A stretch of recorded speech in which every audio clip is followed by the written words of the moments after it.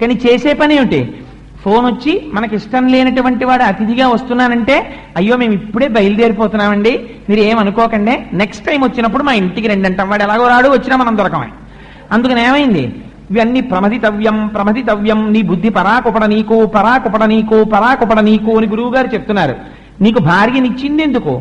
ధర్మపత్నితో కలిసి అతిథి అభ్యాగతుల్ని ఆదరించి నిన్ను నువ్వు ఉద్ధరించుకోవడానికి. ఇది ఏనుగు దారి తప్పింది. ఎక్కడ దారి తప్పింది? భార్యలతో కలిసి ధర్మమునందు చెరించడం మాని ఎందులోకి ప్రవేశించింది? తను ప్రవేశించిన దాహాన్ని తీర్చుకొని ధర్మమునందు నిలబడవలసినటువంటి ఏనుగు అంటే మనము దాన్ని విస్మరించి కేవలము కామోపభోగమునకు మాత్రమే సంసారము, స్వార్థమునకు మాత్రమే సంసారము. సంపాదించేది దేనికి? మా అబ్బాయికి మా అమ్మాయికి. ఇంటికి వచ్చిన వాడికి అన్నం పెట్టడానికి డబ్బు అక్కర్లేదు. తిరుమల వెళ్ళి ఓ ఆర్జిత సేవ చేయించుకోవడానికి డబ్బు ఖర్చు పెట్టకూడదు. శ్రీశైలం వెళ్ళి అభిషేకం చేయించుకోవడానికి డబ్బు ఖర్చు పెట్టకూడదు. ఎందుకంటే అవన్నీ ఇప్పుడు రిటైర్ అయిపోయిన తర్వాత చూడొచ్చు. ఎవరో రాసి ఇచ్చినట్టు పత్రం, నువ్వు ఉంటావు రిటైర్ అయిపోయే వరకు అని. ఏమో రిటైర్మెంటే అయిపోతావో, నీ పాలసీ నీ పిల్లలు పుచ్చుకుంటారో ఎవడికి తెలుసు. అందుకని నిన్ను నువ్వు ఉద్ధరించుకోవడం మానేసి ఎటువైపుకి తిరిగిపోయింది సంసార మండలం. నీ వారి యందు మాత్రమే నీ దృష్టి పెట్టుకుని ఉండిపోతున్నావు. నీవారన్నవారు ఎంతవరకు?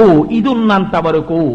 త్రికూటాచలం ఉన్నంతసేపే వాళ్ళు. త్రికూటాచలం వెళ్ళిపోతే దీంతో వాళ్ళకి సంబంధం కూడా ఏమీ ఉండదు.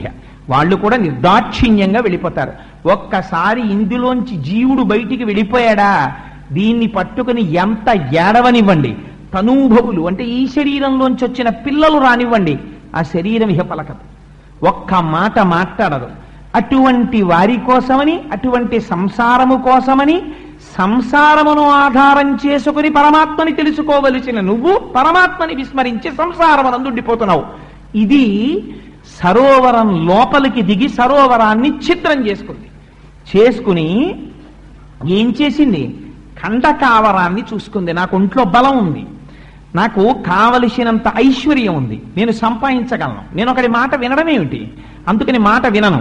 తుండంబుల పూరించుచు గండంబుల చల్లుకొనుచు గలగలరవముల్ మెండుకొన వలద కడుపుల నిండం వేదండ కోటి నీటింత్రాగెన్. తను తినడానికే పనికొస్తాయి, తనే తింటాడు. మిగిలినవన్నీ ఫ్రిడ్జ్లో పెట్టి దాచుకుంటాడు.